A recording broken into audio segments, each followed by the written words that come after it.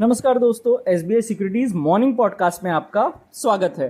आज के पॉडकास्ट में हम निफ्टी बैंक निफ्टी में क्या उम्मीद करें इस पर बात करेंगे। साथ ही ऐसे कौन से सेक्टर्स और स्टॉक्स हैं जिन पर आपको नजर रखनी चाहिए उस पर भी हम बात करेंगे। सो फ्रेंड्स, अगर हम देखें निफ्टी को तकनीकी तौर पर तो पिछले कुछ सेशंस के दौरान लगातार हमको सेक्टर रोटेशंस बाजार में दिख रहे हैं और वही बाजार की मदद कर रहे हैं ऊपर टिके रहने में। पहले हमने देखा आईटी, फिर उसके बाद pharma, railway, defence, private banks, oil and gas, इन सेक्टरों ने बारी बारी से बाजार को ऊपर रखने में अपना अहम योगदान दिया है। इसलिए सेक्टर रोटेशन को ध्यान में रखते हुए वर्तमान बाजार ऐसा प्रतीत होता है जहां ट्रेलिंग स्टॉप लॉस विशेष रूप से बहुत ज़्यादा ज़रूरी हो जाता है मार्केट में बने रहने के लिए।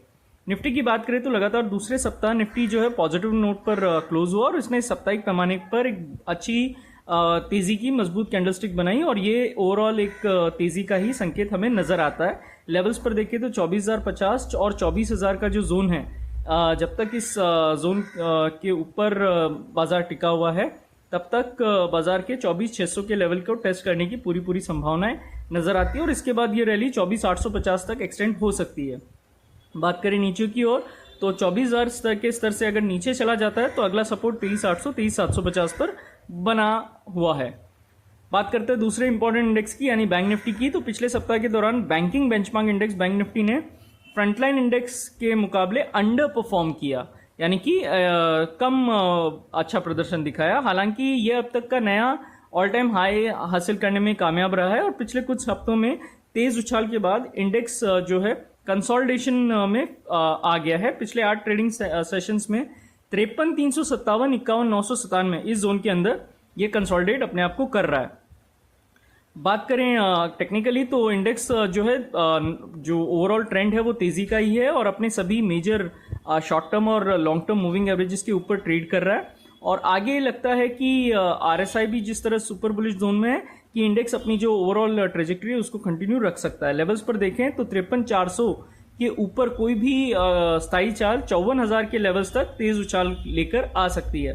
वहीं उसके बाद यह 54,500 तक एक्सटेंड हो सकता है। नीचे की ओर 52,000 और 51,900 ये जो जोन है 100 पॉइंट का, ये एक सपोर्ट के रूप में कार्य कर सकता है।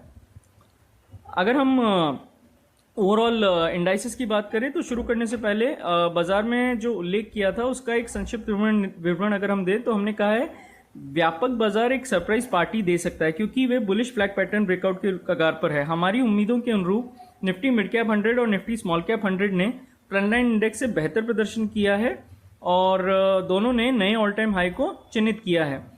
लगातार 5वें सप्ताह निफ्टी मिड कैप 100 और Nifty small cap 100 positive note पर क्लोज हुए और इन दोनों ने ही जो टेक्निकल चार्ट्स है वहां एक अच्छी बुलिश कैंडल बनाई है। अगर हम लेवल्स की बात करें तो मिड कैप 100 के 56,500 56,400 का जो जोन है वो सपोर्ट के रूप में कार्य करने की संभावना है और जब तक यह 56,400 के ऊपर ट्रेड कर रहा है तब तक 57,800 तक के लेवल्स हमको यहाँ पे माफ कीजिए 56,500 56,400 का जो जोन है वो सपोर्ट के रूप में कार्य कर रहा है और जब तक 56,400 के ऊपर ट्रेड कर रहा है तब तक 57,800 के लेवल्स भी यहाँ पर दिख सकते हैं और उसके बाद 58,300 के लेवल्स यहाँ पे बाजार में आ सकते हैं। बात करें स्मॉल कैप 100 इंडेक्स की तो वह भी अपनी जो ओवरऑल ट्रेजेक्टरी है उसको बुलिश बनाए हुए है और 19,300 के स्तर का परीक्षण करने की यहाँ पे संभावनाएं नजर आती है। इसके बाद शॉर्ट टर्म में 19,500 ये एक इंपॉर्टेंट लेवल ऊपर में दिख रहा है। सपोर्ट देखें तो 18,700 और 18,650 का जो जोन है वो सपोर्ट के रूप में एक्ट कर सकता है। अब देखते हैं कि ऐसे कौन से सेक्टर्स और स्टॉक्स हैं जिन पे आपकी नजर होनी चाहिए। तो सबसे पहले फार्मा को अगर देखें तो हमारी उम्मीदों के अनुरूप, जैसा हमने पिछले पॉडकास्ट में बताया भी था कि फार्मा में जो है जोरदार प्रदर्शन रह सकता है और उसने ये किया भी। हमारा मानना है कि अपनी जो ट्रेजेक्टरी है उसको कंटिन्यू कर सकता है क्योंकि पिछले सप्ताह के दौरान इसने ट्रेंड लाइन ब्रेकआउट दिया है और 20,700 के स्तर का परीक्षण करने की यहाँ पे पूरी संभावनाएं नजर आती है। इसके बाद 21,000 का जो साइकोलॉजिकल लेवल है वो भी टेस्ट कर सकता है बाजार। बात करें नीचे की ओर तो 20,100 और 20,000 ये जो जोन है वो किसी भी गिरावट के मामले में क्वेश्चन प्रदान करने की संभावना रखता है। दूसरा एक अगर हम सेक्टर की बात करें तो आईटी पिछले कुछ सप्ताह में निफ्टी आईटी फ्रंटलाइन इंडेक्स से बेहतर प्रदर्शन करने में कामयाब रहा है और निफ्टी की तुलना में आईटी का जो रेशियो चार्ट है 11 सप्ताह के हाईएस्ट लेवल पर ट्रेड कर रहा है, जो कि एक तेजी का संकेत दिखाता है। आगे बढ़ते हुए 48,559 के अपने पिछले स्विंग हाई का परीक्षण करने की यहाँ पे संभावना नजर आती है, जो फरवरी 2024 के महीने में दर्ज किया गया था। 559 के जो स्तर के ऊपर अगर कोई भी स्थायी चाल इंडेक्स में आती है तो यहाँ नई तेजी हमको दिख सकती है। वहीं नीचे की ओर 37,200 और 37,100 का जो जोन है वो सपोर्ट के रूप में कार्य करेगा। बात करें रेलवे और डिफेंस स्टॉक्स की, तो रेलवे और डिफेंस के शेयरों में पिछले सप्ताह मजबूत वॉल्यूम के साथ साथ अच्छी तेजी देखी गई थी और हमारा मानना है कि अगले कुछ कारोबारी सत्रों में भी यह तेजी जारी रह सकती है। बात करते हैं निफ्टी ऑटो की, तो निफ्टी ऑटो और निफ्टी मेटल भी हम देखें तो पिछले कुछ कारोबारी सत्रों में यहाँ पे कंसोलिडेशन के कारण बॉलिंगर बैंड में एक जरूर स्क्वीज जैसा नजर आ रहा है। यहाँ पे काफी हद तक संकुचित हो गया है और तकनीकी भाषा में इसे हम बॉलिंगर बैंड स्क्वीज के नाम से जानते हैं। यह तब होता है जब अस्थिरता कम स्तर पर गिर जाती है और बैंड संकुचित हो जाता है। अस्थिरता, संकुचन या बैंड का संकुचित होना एक महत्वपूर्ण बढ़त या गिरावट का पूर्वाभास करा सकता है। इसलिए हमें लगता है कि अगले कुछ कारोबारी सत्रों में इन सेक्टर्स में ट्रेंडिंग मूव की हम उम्मीद कर सकते हैं।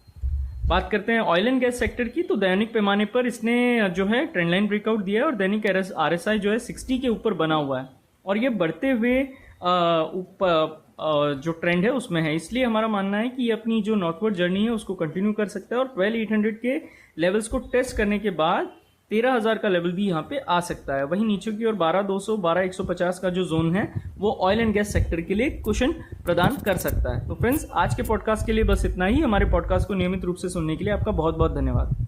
Investment in securities market are subject to market risks. Read all the related documents carefully before investing.